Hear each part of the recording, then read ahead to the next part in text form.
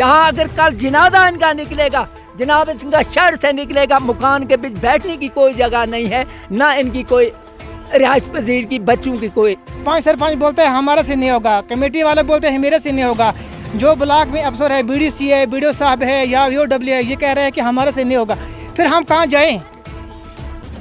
नाज़रीन, जिस तरह से आप सब लोग इस बात से बखूबी वाकिफ़ हैं कि ग्लेशियर टाइम्स जो है वो जो गरीब लोग हैं उन तक पहुंचने के लिए वो हर वक्त तैयार रहते हैं, क्योंकि लोगों के जो मसले मसाइल हैं उनको हम हुकाम तक पहुंचाने में लगे हुए हैं। 2011 में IAY जो एक स्कीम हुआ करती थी, जो सेंट्रल स्पॉन्सर्ड स्कीम थी, जिसमें जो है गरीब लोगों को 50,000 जो है उनको दिया जाता था ताकि वो जो रिहायशी मकान है वो तामीर कर सके। और फिर आज वही IAY जो है PMAY स्कीम बन चुकी है, जो कि प्रधानमंत्री आवास योजना है। मैं अभी पहुंचा हूं सब जिला कंगन के अवानपति मामर में। यहां पर मेरे साथ ये जो शख्स हैं, 2011 में इसने IAY के लिए अप्लाई किया था और आज 2011 से लेकर आज 2022 चल रहा है और तकरीबन ये 10 साल जो है ये इसी के पीछे लगा हुआ है कि इस बेचारे को ये जो PMAY स्कीम है, सेंट्रल स्पॉन्सर्ड स्कीम जो है, इसके पैसे इसको मिले ताकि यहाँ पर जो है एक अपने छोटे छोटे बच्चों के लिए रिहायशी मकान तामीर कर सके। लेकिन आज तक ये सिर्फ एप्लीकेशन लिए ही ब्लॉक का जो दफ्तर है उसके चक्कर लगाता है और आज तक इसे एक पैसा भी वागुजार नहीं किया गया है। आखिरकार वजूहात क्या है, इसे आज तक इसका फ़ायदा क्यों नहीं पहुंचाया गया है? हालांकि इसने यहाँ पर विजुअल में आप देख ही रहे होंगे, यहाँ पर इसके लिए जो है रिहायशी मकान के लिए दीवार है, अब वो बिल्कुल जो है टूट चुका है। और एक बार फिर ये एडमिनिस्ट्रेशन से, यहाँ की जो लोकल एडमिनिस्ट्रेशन है, ख़ास तौर पर जो DC साहिबा हैं या LG साहिब हैं, उनसे यही अपील करता है कि इसे जो है इस स्कीम का फ़ायदा पहुँचाया जाए, क्योंकि एक गरीब शख्स है, फिलहाल ये अपने बच्चों के साथ एक टिन शेड में रिहाइश पजीर है। यह लगातार 2 साल से घर में है क्योंकि कोरोना महामारी का दौर चल रहा था। और यहाँ के लोग, हम यहाँ के लोगों की सराहना करते हैं, जिस तरह से हम हमेशा करते हैं, जो लोग आगे रहते हैं गरीबों की मदद करने के लिए, इसी तरह से यहाँ के लोग जो हैं इसकी मदद करते हैं, चावल इसके घर तक पहुँचाते हैं, सब्ज़ी वगैरह, या कभी कभार इसको पैसे भी देते हैं ताकि अपने जो माँ बाप के लिए दवाई लाने के लिए इसको पैसे भी देते हैं। तो नाजरीन, इस तरह का जो ये माहौल चल रहा है, जो ब्लॉक के चक्कर लगाते हैं ये गरीब लोग, इनके काम नहीं हो पाते हैं, तो ऐसा क्यों हो रहा है? जो ऑफिसर वहाँ पर कुर्सियों पे बैठे हुए हैं, कम से कम उनको यहाँ पर आना चाहिए, मौके पर आना चाहिए और देखना चाहिए कि जेन्युइन केस है या नहीं।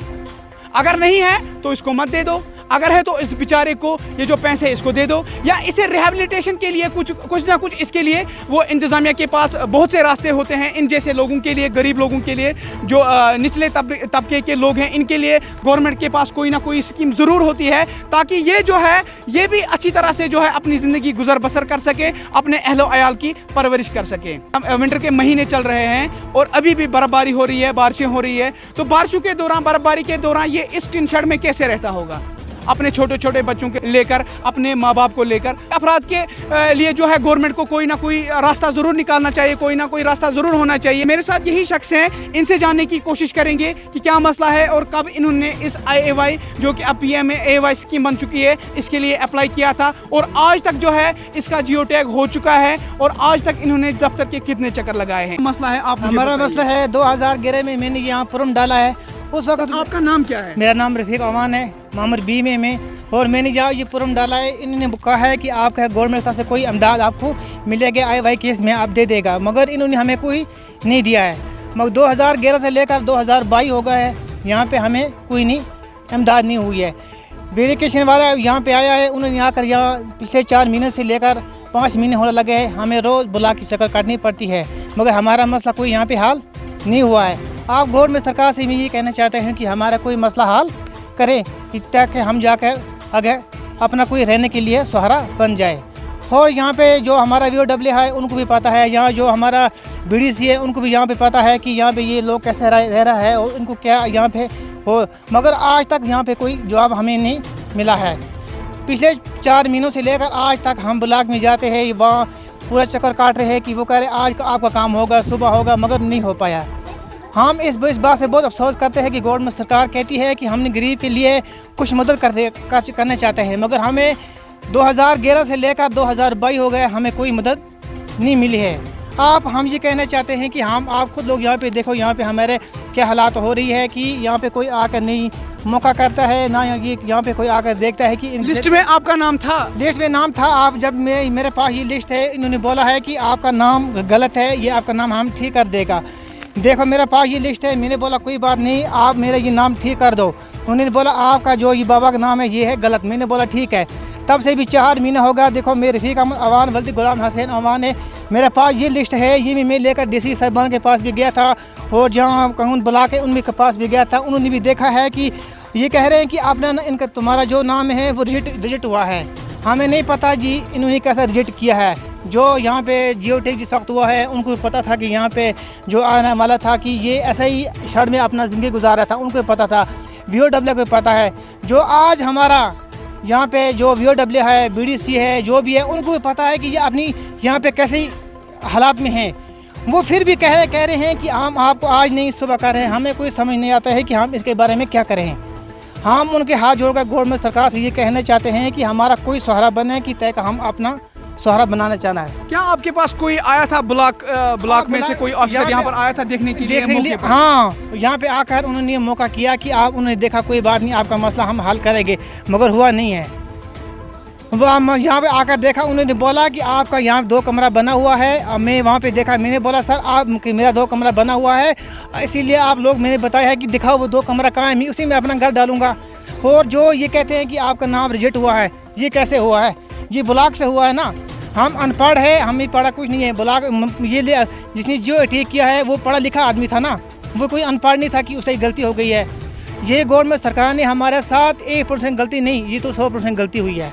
ये जो आपने यहाँ पर मकान के लिए दीवार बनाया था, ये कब बनाया था? ये 2011 में बनाया था। 2011 से लेकर 2022 तक हम यहाँ IY केस को दिखता है। मैंने बोला जब हमारा कोई गवर्नमेंट तरफ से हमें इमदाद मिलनी चाहिए, मगर नहीं हो पाया। 2011 से लेकर 2022 हो गया है, हम इसी अड़ीक रहे कि हमारे साथ ये क्या हो रहा है। ब्लॉक वाले करते हैं, नहीं BDC करते हैं, नहीं हमारे जज साहबान है उनके पास है, वो हमारा नहीं करता है। पंचू सरपंच से भी नहीं होता है, मले वाला से भी नहीं होगा। गवर्नमेंट सरकार से हम ये कहना चाहते हैं कि फिर हम किसके पास जाकर एप्लीकेशन डालें और किसके पास जाकर हम अपना ये दुख दर्द की कहानी कहें कि हमें जाकर सहारा मिले। मदद करने आएगा या हमारा बस्ती वाला आता है मदद करने के लिए, मगर हम कहाँ जाकर उनके पास डीसी साहबान को हम ये कहना चाहते हैं कि हमें मदद होनी चाहिए कि हम अपना कुछ ना कुछ अपने सहारे के लिए बैठने के लिए जगह है। अगर ये लोग कह रहे हैं कि हमारा से ये काम नहीं होगा, 5 सरपंच बोलते हैं हमारा से नहीं होगा, कमेटी वाले बोलते हैं मेरे से नहीं होगा, जो ब्लॉक में अफसर है, BDC है, BDO साहब है या VOW है, ये कह रहे हैं कि हमारे से नहीं होगा,